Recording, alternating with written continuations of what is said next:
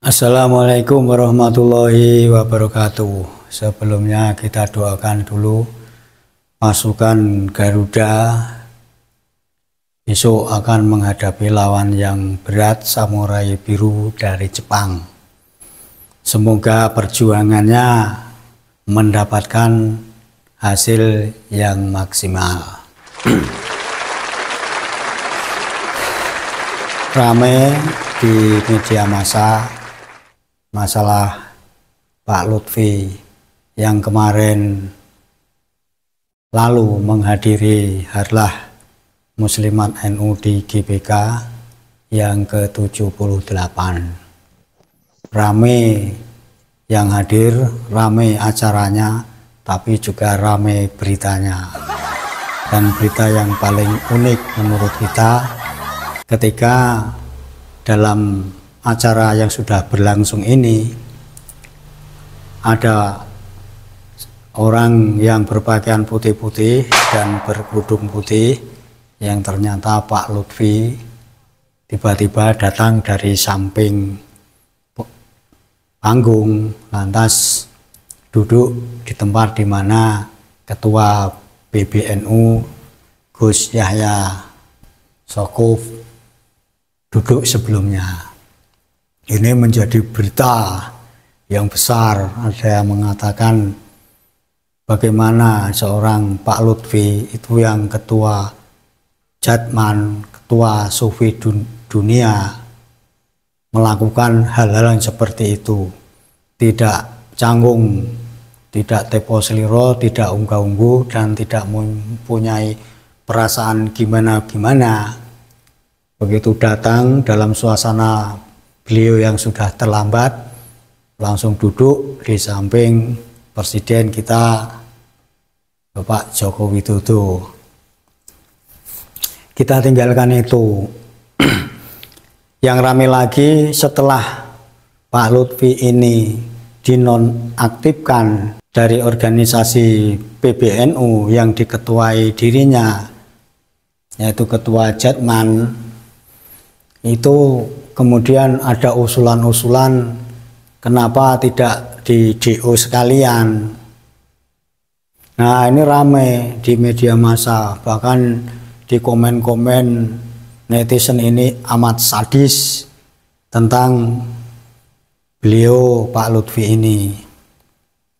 Jadi pemikiran pemecatan itu beritanya liar ketahui.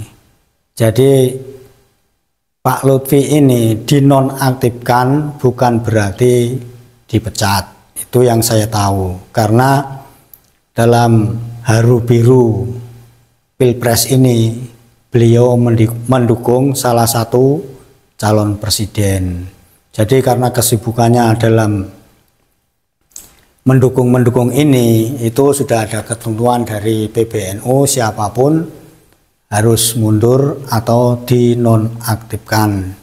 Jadi yang dinonaktifkan itu bukan hanya Pak Lutfi saja, tapi juga ada Ibu Khofifah Indar Parawangsa, ada Bapak Kiai Haji Mustamar, itu yang kemarin heboh, dan sebelumnya ada Nusron Wahid, itu yang bicaranya itu menggebu-gebu, tapi pembela Ba'alawi.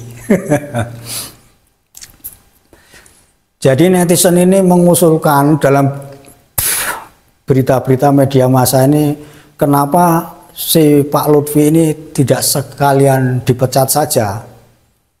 Karena apa? Menurut netizen, menurut pengamatan arus bawah grassroots Nahdlatul Ulama ini apalagi dengan kasus-kasus sekarang ini banyak penipuan makam, kemudian ada makam-makam palsu yang disinyalir, itu selalu belakangnya itu Bin Yahya. Alam Mataram sudah menemukan sekitar 300 atau 3000 makam palsu. Bahkan satu makam saja, bahkan satu orang nama saja bisa menjadi 2 atau 3 tempat makam. Jadi kalau kita pikir-pikir, jadi kasus si Pak Lutfi ini mau dibantah, beliau juga sampai sekarang beliau tidak ada satupun ucapan-ucapan yang membantah itu.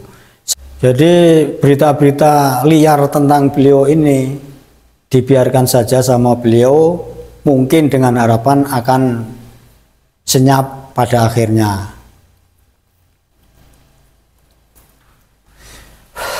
Pak Lutfi ini terkenal kemarin-kemarin itu orang yang egaliter, orang yang lemah lembut.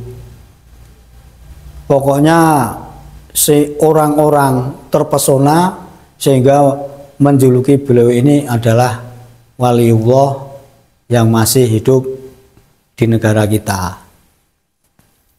Lantas karena adanya kasus makam-makam yang tersebar di mana tempat, yang belakangnya ini kebanyakan itu namanya bin Yahya, ini menjadi aneh.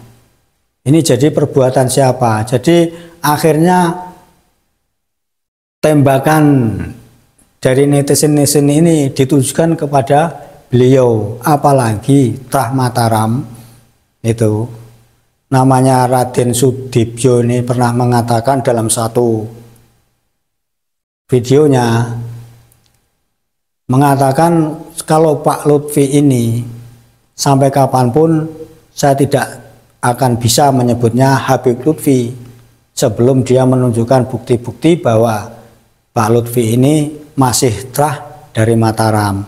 Seandainya ada bukti-bukti dari Pak Lutfi ini yang ditunjukkan, maka beliau Raden Sudibyo ini akan memeluk Habib Lutfi ini dan mengatakan bahwa Habib Lutfi ini adalah saudaranya. Itu kan keren, tapi sampai sekarang nol, nggak pernah dikatakan barang satu kata, dua kata-kata.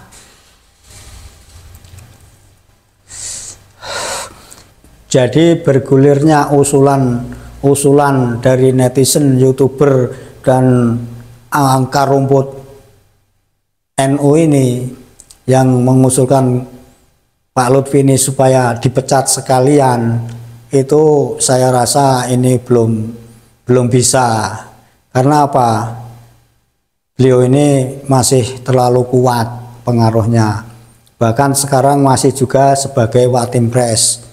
Belum lagi menjadi tim sukses pemenangan salah satu calon presiden. Kita bayangkan apabila yang didukung Pak Lutfi ini menang, apakah bergulirnya nasab yang kita perjuangkan kebenarannya ini akan terus seperti bola besar ataukah akan berhenti dengan sendirinya yang tentu saja menggunakan instrumen kekuasaan. Wallahu alam.